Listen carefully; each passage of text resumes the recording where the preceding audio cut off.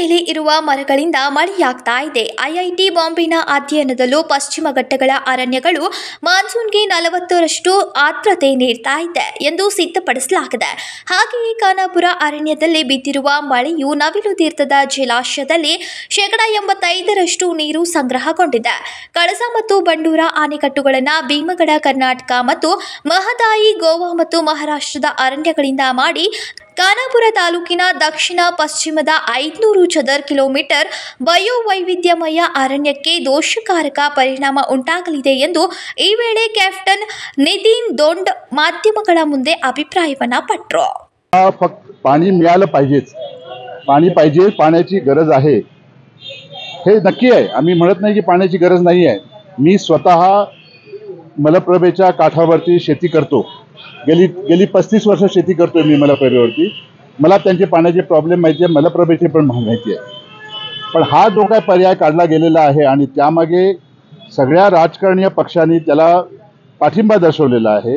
त्याच्या डीपीआरला आज मान्यता मिळालेली आहे. म्हणून आमचं असं म्हणणं आहे की ह्याच्यामध्ये निसर्गाची काळजी किंवा ह्याच्यामुळे निसर्गावरती होणारे परिणाम ह्याचा विचार केला गेला आहे का, आणि तो केला गेलेला नाही आहे. आज जे लोक होती त्याच्यामध्ये दिलीप कामत, नायला कोयलो आणि ह्या सगळ्यांनी जनरल सरदेशपांडेंबरोबर राहून खूप प्रयत्नांनी तुमची भीमगड वाईल्ड लाईफ सँक्च्युरी तयार केली. भीमगड वाईल्ड लाईफ सँक्च्युरी ही साधारणपणे 190 स्क्वेअर किलोमीटरचं ते जंगल आहे. त्यांनी का केलं हे? त्यांनी हे केलं, ही भीमगड वाईल्ड लाईफ सँक्च्युरी ही वॉटर सिक्युरिटी राहील, कारण की बेळगावचा पाऊस या भीमगड ह्या अभयारण्यावरती आहे. ते प्रोटेक्ट व्हावं म्हणून त्यांनी लढा दिला, त्यांनी मागणी केली आणि भीमगड वाईल्ड लाईफ सँक्च्युरी कर्नाटकामध्ये खानापूर तालुक्यामध्ये करण्यात आलेली आहे. आता ह्या प्रकल्पामुळे त्याचं संपूर्ण जर पाणी थांबलं तर त्याच्यावरती होणारे दुष्परिणाम, हे दुष्परिणाम अल्टिमेटली खानापूर तालुक्याला आहेत. खानापूर तालुक्याने ह्याचे दुष्परिणाम बेळगावला आहेत, आणि फक्त बेळगावलाच नव्हे, कारण की हे जे अभयारण्य महादाई अभयारण्य आहे आणि भीमगड हे दोन्ही मिळून 400 स्क्वेअर किलोमीटरचं अभयारण्य होतं. कर्नाटक महाराष्ट्राचं आणि 100 एकरचं फॉरेस्ट धरलं तुम्ही, त्याच्यामध्ये 1000 एकरचं फॉरेस्ट, आणि तुम्ही जर इको सेन्सिटिव्ह झोन घेतला तर 600 स्क्वेअर किलोमीटरच्या फॉरेस्ट वरती ह्याचा दुष्परिणाम होणार आहे. त्याचा दुष्परिणाम फक्त बेळगाव खानापूर पुरता सीमित न राहता हा दुष्परिणाम विजापूर पासून हैदराबाद पासून बे ऑफ बंगालकडे पडणाऱ्या पावसावरती होणार आहे. ह्याच्यावरती कोणीही अभ्यास केलेला नाही आहे. हा प्रोजेक्ट करायच्या आधी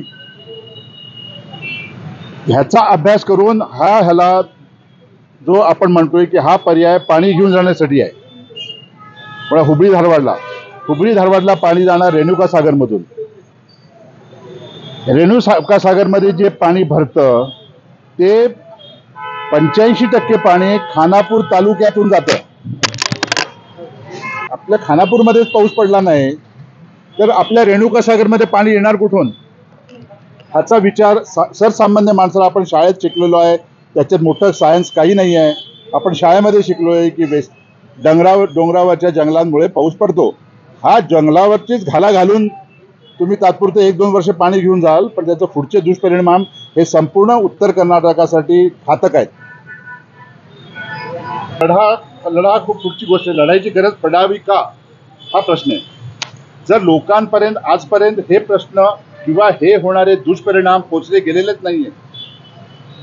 आज आम्ही पत्रकारांना का भेटतोय की ಪತ್ರಕಾರನಿಸ್ आतापर्यंत ಸಮಾಜमध्ये ನಗರದ ಕನ್ನಡ ಸಾಹಿತ್ಯ ಭವನದಲ್ಲಿ ಪ್ರಾಜೆಕ್ಟರ್ನ ಮೂಲಕ ಕಳಸಾ ಬಂಡೂರ ಯೋಜನೆಯ ನೀರನ್ನ ಬೇರೆ ಕಡೆಗೆ ತಿರುಗಿಸಿದ್ರೆ ಯಾವ ಪರಿಣಾಮ ಉಂಟಾಗಬಹುದು ಎಂಬುದರ ಬಗ್ಗೆ ವಿವರವಾಗಿ ಮಾಹಿತಿ ನೀಡಿದ್ರು.